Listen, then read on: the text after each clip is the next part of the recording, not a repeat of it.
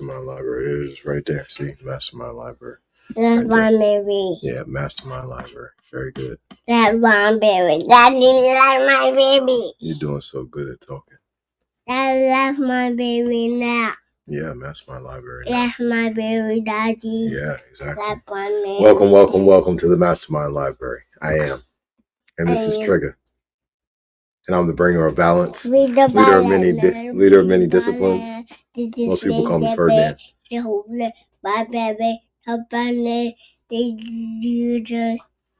What's your name? No, you didn't get. Okay, well, we got our live audience, as Trey was just saying. Who's in our live audience, Trey? Who's that right there? Who's that? Who's that?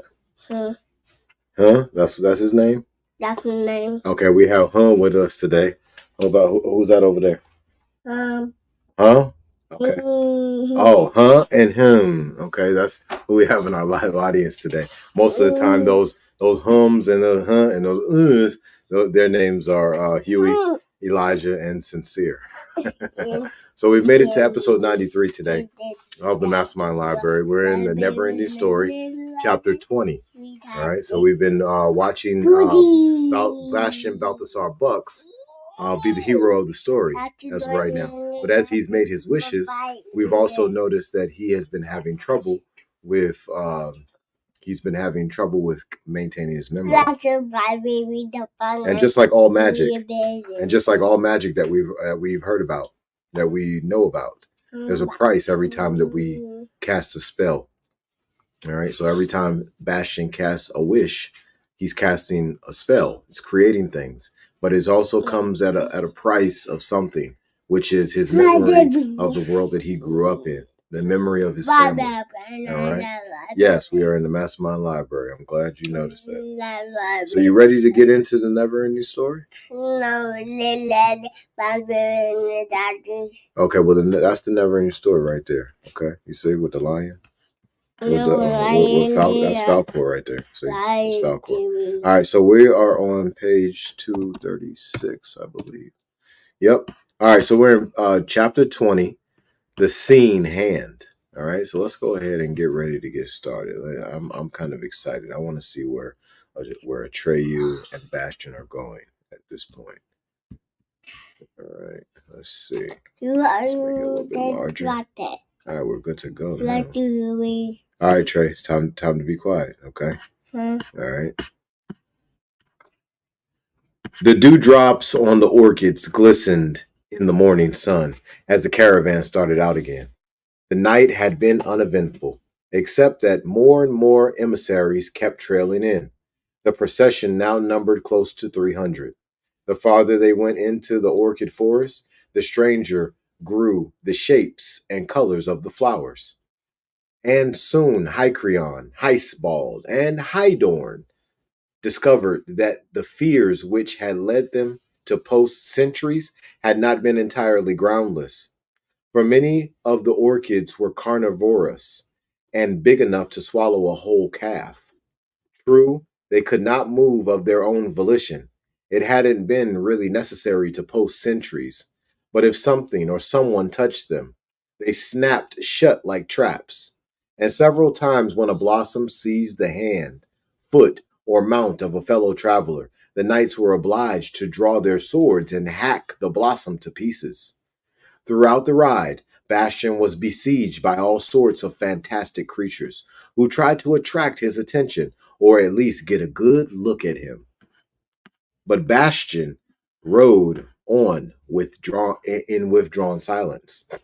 A new wish had come to him, and for the first time it was one that made him seem standoffish and almost sullen. He felt that despite their reconciliation, Atreyu and Falcor were treating him like a child, that they felt responsible for him and thought he had to be led by the nose. But come to think of it, hadn't they been that way from the start? Oh yes, they were friendly enough, but they seemed to feel superior to him for some reason, to regard him as a harmless innocent who needed protecting. And that didn't suit him at all. He wasn't innocent, he wasn't harmless, and he'd soon show them. He wanted to be dangerous, dangerous and feared by all, including Atreyu and Falcor. The blue djinn, his name, incidentally, was Ilwan, elbowed his way through the crush around Bastion, crossed his arms over his chest, and bowed. Bastion stopped. What is it? Ilwan, speak. My lord, said the djinn in his eagle's voice. I've been listening in on the conversations of our new traveling companions. Some of them claim to know this part of the country, and their teeth are chattering with fear. What are they afraid of? This forest of carnivorous orchids, my lord, belongs to Ixaid, the wickedest and most powerful sorceress in all Fantasia. She lives in Horuk Castle, also known as the Seeing Hand. Tell the scaredy cats not to worry, said Bastion. I'm here to protect them. Ilwan bowed and left him. A little later, Falcor and Atreyu, who had flown far ahead, returned with Bastion. The procession had stopped for the noonday meal. I don't know what to make of it, said Atreyu. 3 or 4 hours' journey from here, in the middle of the orchid forest, he saw a building that looked like a big hand jutting out of the ground. There's something sinister about it, and it's directly in our line of march. Bastion told them what he had heard from Ilwan. If that's the case, said Atreyu, wouldn't it be more sensible to change our direction? No, said Bastion, but there's no reason why we should tangle with this Ixaid. I think we should steer clear of her. There is a reason, said Bastion. What reason? Because I feel like. Because I feel like it, said Bastion. Atreyu looked at him open mouthed. The conversation stopped there because Fantasians were crowding in from all sides to get a look at Bastion. But when the meal was over, Atreyu rejoined Bastion. Trying to make it sound casual, he suggested, how about taking a ride with Falcor and me? Bastion realized that Atreyu wanted a private talk with him. They hoisted themselves up on Falcor's back, Atreyu in front, Bastion behind him, and the dragon took off. It was the first time the two friends had flown together. Once they were airborne, Atreyu said, It's been hard seeing you alone these days, but we have to talk things over, Bastion. Just as I thought, said Bastion with a smile. What's on your mind? Atreyu began hesitantly. Have we come to this place, and are we heading where we are because of some new wish of yours? I imagine so, said Bastion rather coldly. That's what Falcor and I have been thinking, said Atreyu. What kind of wish is it? Bastion made no answer. Don't get me wrong, said Atreyu. It's not that we're afraid of anything or anyone, but we're your friends and we worry about you. No need to, said Bastion still more coldly. Falcor twisted his neck and looked back at them. Atreyu, he said, has a sensible suggestion. I advise you to listen to him. Bastion Balthasar Bucks. Some more of your good advice, said Bastion with a sardonic smile. No, Bastion, said Atreyu. No advice, a suggestion. You may not like it at first, but think it over before you turn it down. We want to help you, and we've been wondering how. The whole trouble is the way the childlike empress's amulet affects you.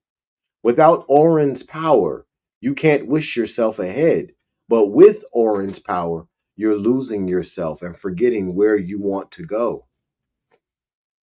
Pretty soon, unless we do something about it, you won't have any idea where you're going. We've already been through that, said Bastion. So what? When I was wearing the gem, said Atreyu, it was entirely different. It guided me and it didn't take anything away from me. Maybe because I'm not a human and I have no memory of the human world to lose. In other words, it helped me and did me no harm. So here's what I suggest. Let me have Orin and trust me to guide you. What do you say? Bastian replied instantly, I say no! Again, Falcor looked back. Couldn't you at least think it over for a moment? No! Said Bastian. For the first time, Atreyu grew angry. Bastian, he said, think sensibly. You can't go on like this. Haven't you noticed that you've changed completely? You're not yourself anymore. Thanks, said Bastian. Thank you very much for minding my business all the time. But frankly, I can get along without your advice. In case you've forgotten, I saved Fantasia, and Moonchild entrusted her power to me. She must have had some reason for it, because she could have let you keep Orin. But she took it away from you and gave it to me. I've changed, you say. Yes, my dear Atreyu, you may be right. I'm no longer the harmless innocent you take me for. Shall I tell you the real reason why you want me to give up Orin? Because you're just plain jealous. You don't know me yet. But if you go on like this, you'll get to know me. Atreyu did not reply. Falcor's flight had suddenly lost all its buoyancy. He seemed to be dragging himself through the air, sinking lower and lower like a wounded bird. At length, Atreyu spoke with difficulty. Bastian, he said, you can't seriously believe what you've said. Let's forget about it. As far as I'm concerned, you never said it. All right, said Bastian. Let's forget it. Anyway, I didn't start the argument. For a time, they rode on in silence. In the distance, Horok Castle rose up from the orchid forest. It really did look like a giant hand with 5 outstretched fingers. But there's something I want to make clear once and for all, said Bastian suddenly. I've made up my mind. I'm not going back at all. I'm not going to stay in Fantasia for good. I'm going to stay in Fantasia for good. I like it here, so I can manage without my memories. And if it's the future of Fantasia you are worried about, I can give Moonchild thousands of new names. We don't need the human world anymore. Falcor banked for a U-turn. Hey, Bastian shouted. What are you doing? Fly ahead. I want to see Horok close up. I can't, Falcor gasped. I honestly can't go on. On their return to the caravan, they found their traveling companions in a frenzy of agitation. They had been attacked by a band of some 50 giants, covered with black armor that made them look like enormous 2-legged beetles. Many of the traveling companions had fled and were just beginning to return singly or in groups. Others had done their best to defend themselves, but had been no match for the armored giants.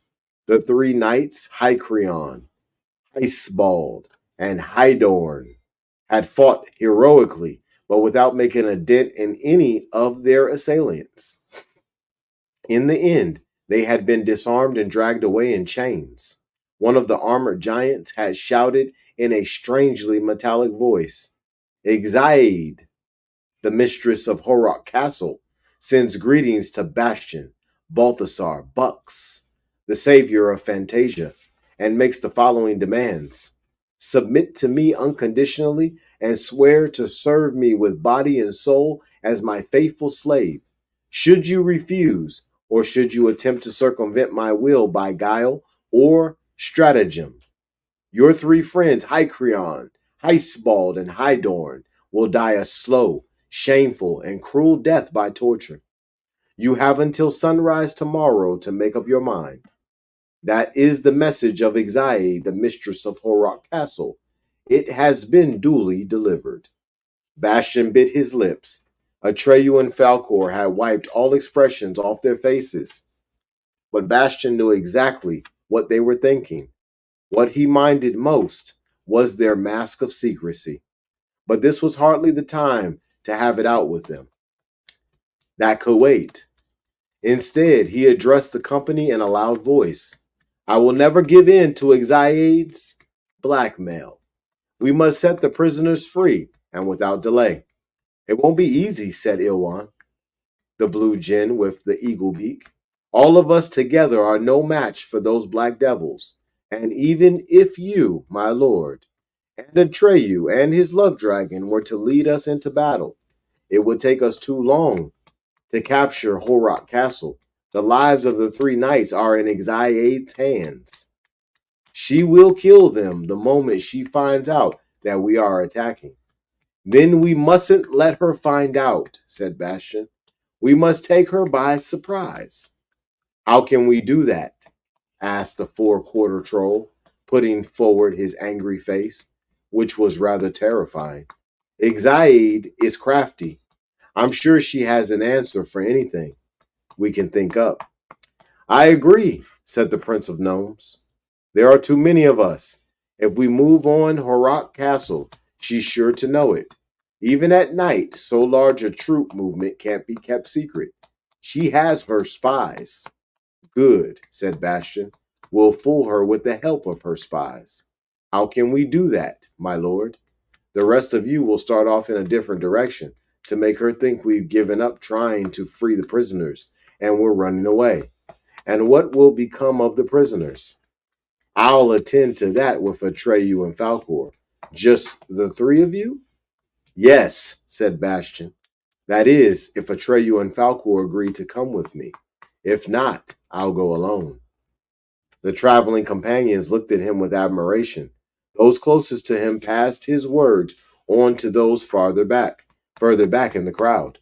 My lord, the blue djinn cried out, regardless of whether you conquer or die, this will go down in the history of Fantasia.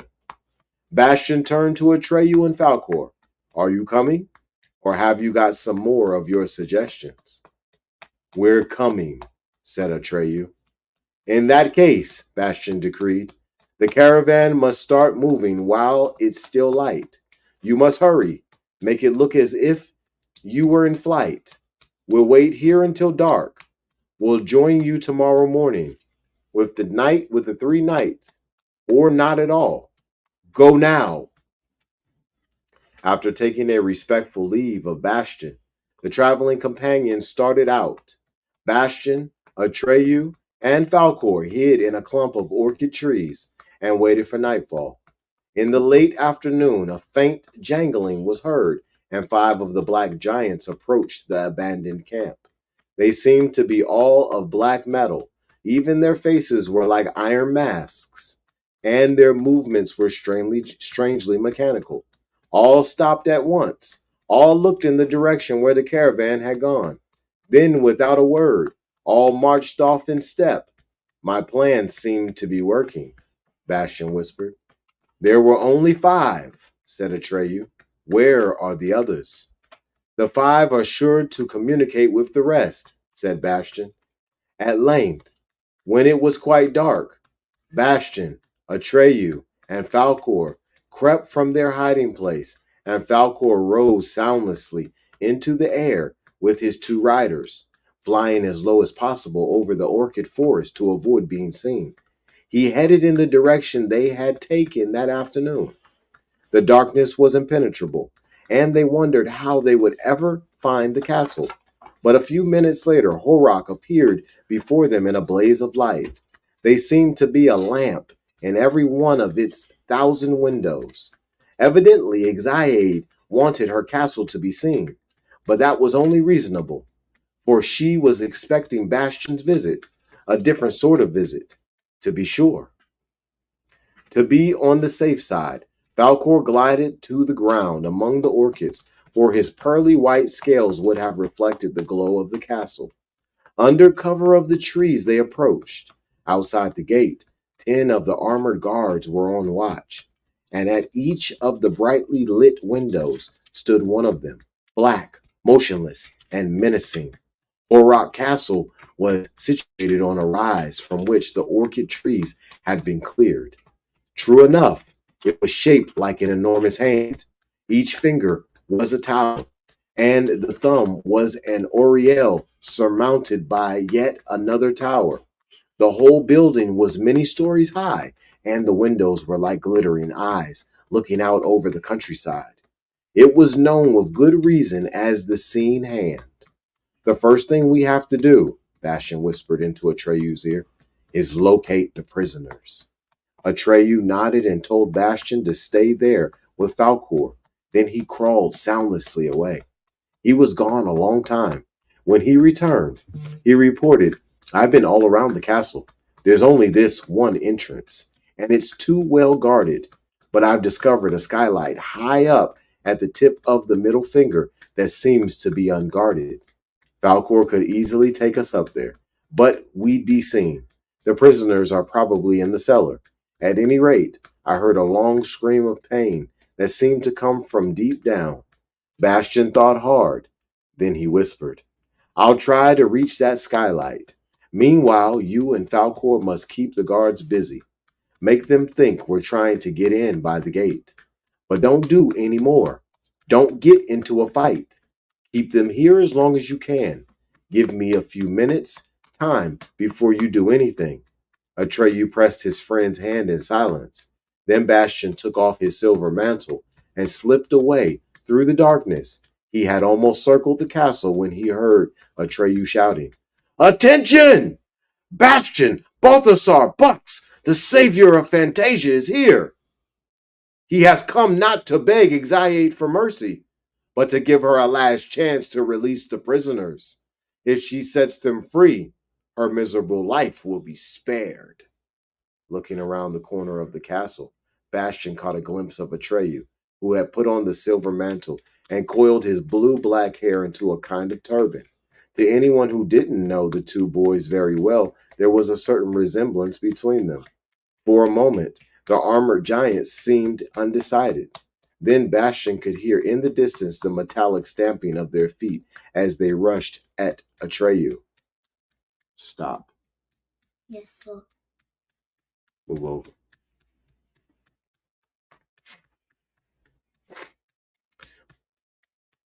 The shadows in the windows also began to move as the guards left their posts to see what was going on. All right, let's lay him down first. No, come back this way.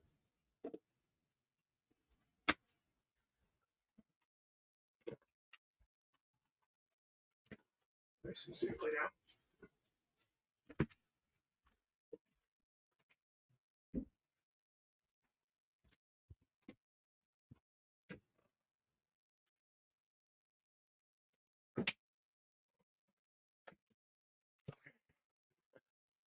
All right. And many more of the armored giants poured out through the gate. When the first had almost reached Atreyu, he slipped nimbly away, and a moment later appeared over their heads, riding Falcor.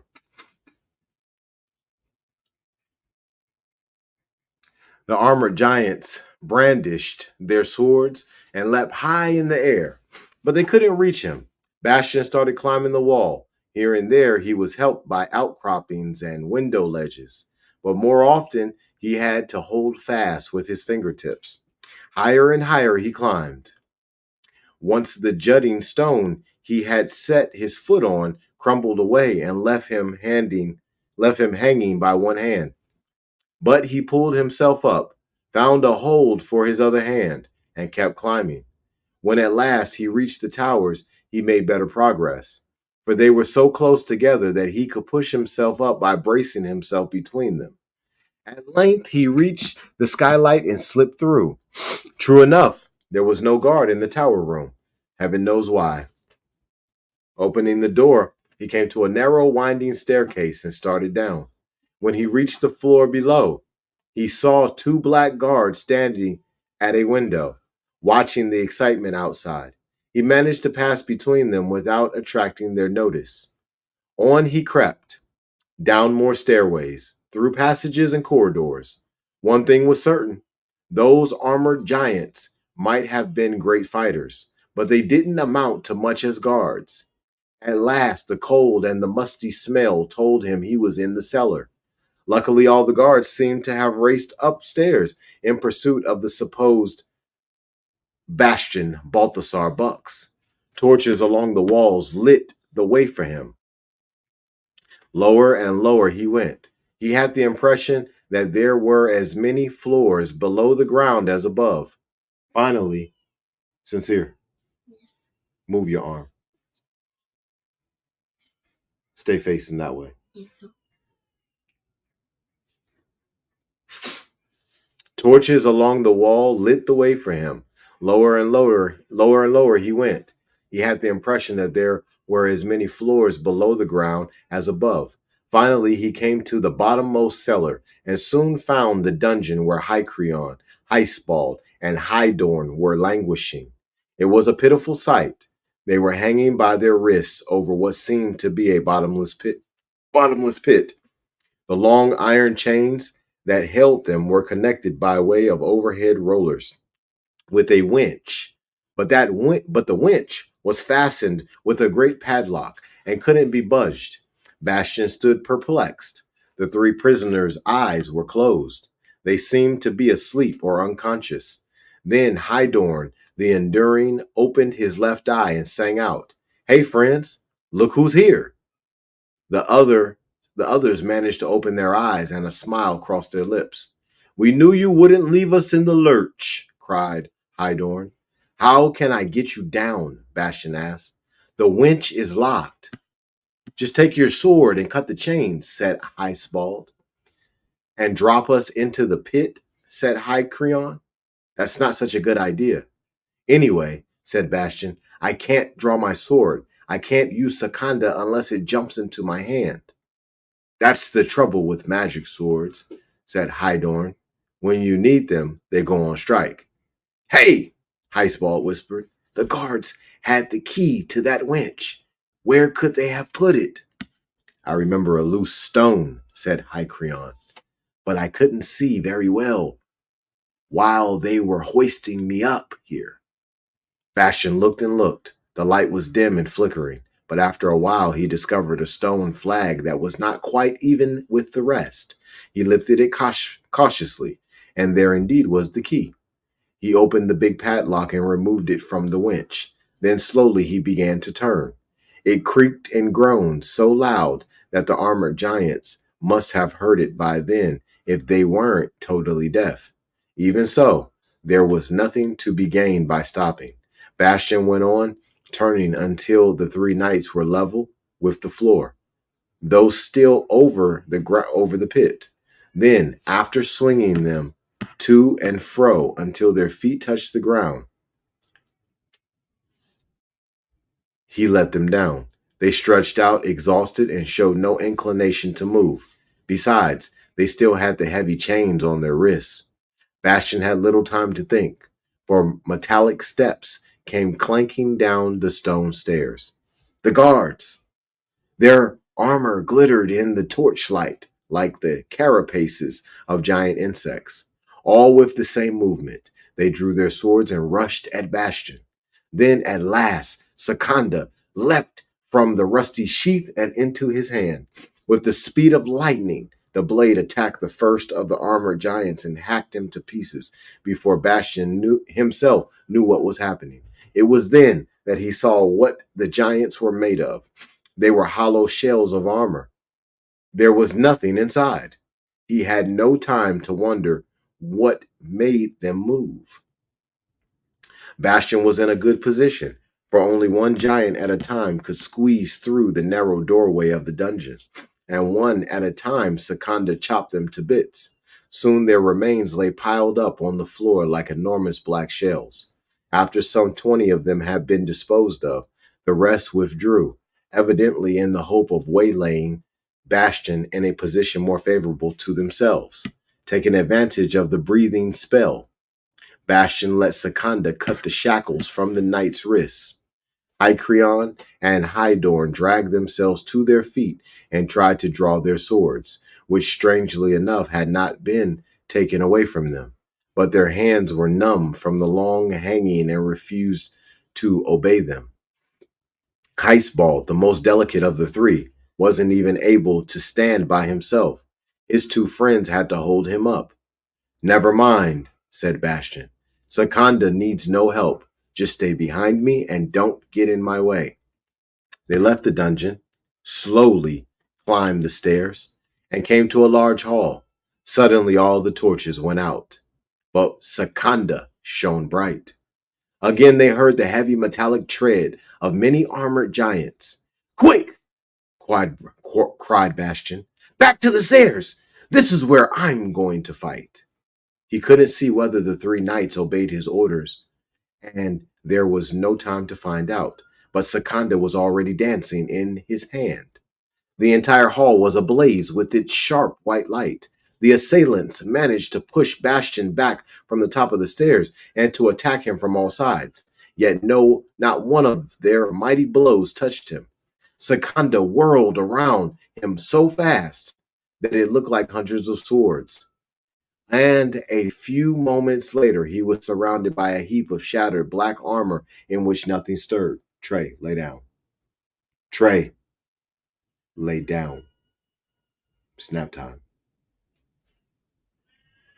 Come on up, Bastion cried to his companions. The three knights stood gaping on their stairs. Hycrion's mustache was trembling. I've never seen anything like it, he cried. Something to tell my grandchildren, Heisball stammered. The only trouble, said Hydorn mournfully, is that they won't believe you. Bastion stood there with sword in hand, wondering what to do next. Suddenly it sprang back into its sheath. The danger seems to be over, he said. At least the part that calls for a sword, said Hydorn. What do we do now? Now, said Bastion, I want to make this Exaide's acquaintance. I've got a bone to pick with her. After climbing several more flights of stairs, Bastion and the knights reached the ground floor, where Atreyu and Falcor were waiting for them in a kind of lobby. Well done, you two, cried Bastion, slapping Atreyu on the back. What's become of the armored giants? asked Atreyu. Hollow shells, said Bastion contemptuously. Where's Exaide? Up in her magic throne room, answered Atreyu. Come along, said Bastion, taking the silver mantle which Atreyu held out to him. And all together, including Falcor, they climbed the broad stairway leading to the upper floors. When Bastion, followed by his companions, entered the magic throne room, Exaide arose from her red coral throne. She was wearing a long gown of violet silk, and her flaming red hair was coiled and braided into a fantastic edifice. Her face and her long, thin hands were as pale as marble. There was something strangely disturbing about her eyes. It took Bastion a few moments to figure out what it was. They were of different colors, one green, one red. She was trembling, evidently in fear of Bastion. He looked her straight in the face, and she lowered her long lashes. The room was full of weird objects whose purpose it was hard to determine. There were large globes covered with designs, sidereal clocks, and pendulums hanging from the ceiling. There were costly censers from which rose heavy clouds of different colored smoke, which crept over the floor like fog. Thus far, Bastion hadn't said a word. That seemed to shatter Exaide's composure, for suddenly she threw herself on the floor in front of him, took one of his feet, and set it on her neck. My lord and master, she said in a deep voice that sounded somehow mysterious. No one in Fantasia can withstand you. You are mightier than the mighty and more dangerous than all the demons together.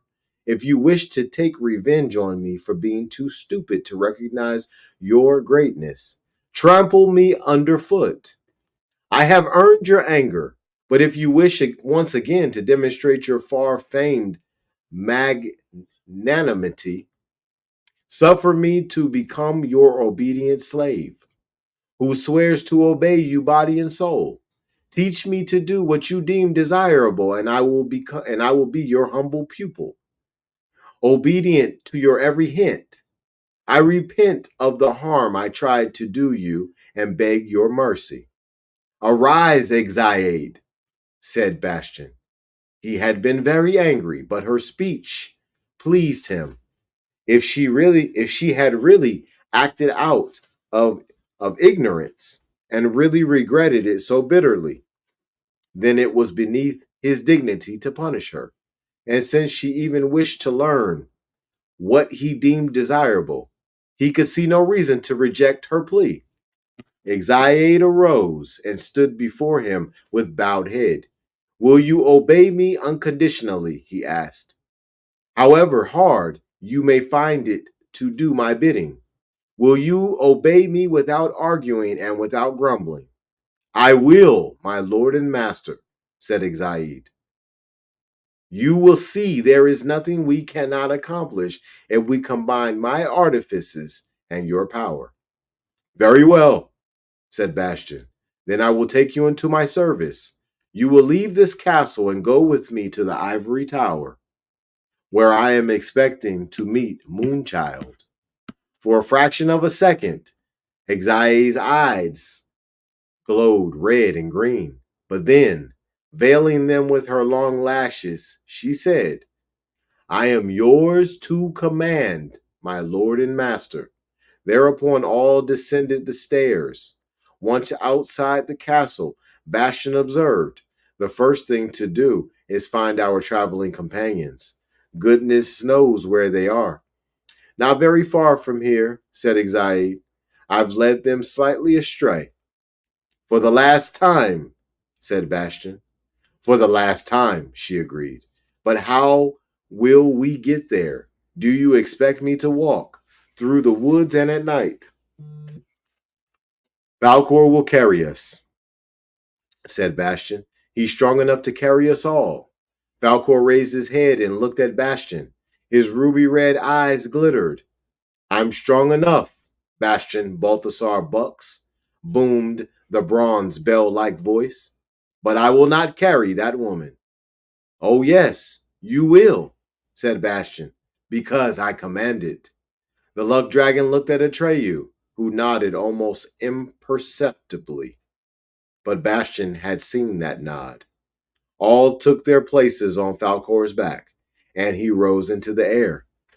Which way? He asked. Straight ahead, said Exaiade. Which way? Falcor asked again, as if he hadn't heard. Straight ahead, Bastion shouted. You heard her. Do as she says, said Atreyu under his breath, and Falcor complied. Half an hour later, already the dawn was graying.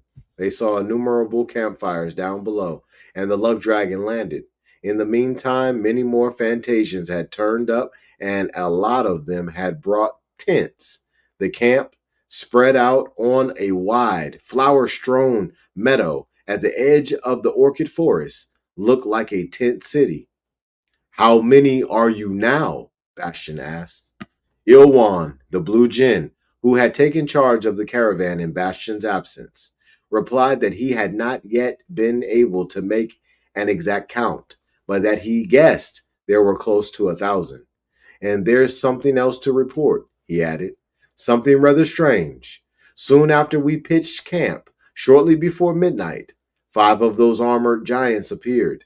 But they were peaceful, and they've kept to themselves. Of course, no one dared to go near them. They brought a big litter made of red coral, but it was empty. Those are my carriers, said Exaiade in a pleading tone to Bastion. I sent them ahead last night. That's the pleasantest way to travel, if it does not displease you, my lord. I don't like the look of this, Atreyu interrupted. Why not? Said Bastion. What's your objection?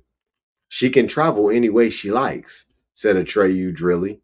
But she wouldn't have sent her litter here last night if she hadn't known in advance that she'd be coming here. She had planned the whole thing. Your victory was really a defeat. She purposefully let you win. That was her way of winning you over. Enough of this, cried Bastion, purple with anger. I didn't ask for your opinion. You make me sick with your lecturing, and now you question my victory and ridicule my magnanimity. Atreyu was going to say something, but Bastion screamed at him. Shut up and leave me be! If the two of you aren't satisfied with what I do and the way I am, go away. I'm not keeping you. Go where you please. I'm sick of you. Bastion folded his arms over his chest and turned his back on Atreyu. The Fantasians who had gathered around were dumbfounded. For a time, Atreyu stood silent. Up until then, Bastion had never reprimanded him in the presence of others. He was so stunned he could hardly breathe. He waited a while. Then, when Bastion did not turn back to him, he slowly walked away. Falcor followed him. Ixayade smiled. It wasn't a pleasant smile. In that moment, Bastion's memory of having been a child in his world was effaced. And that concludes chapter 20. On our next episode, we'll be in the Star Cloister in chapter 21. This is powerful what's going on. On chapter 90, on episode 94, I hope you're here because things are getting real. Bastion is in danger. All right, y'all. Y'all be blessed. Y'all be safe and expose your gift.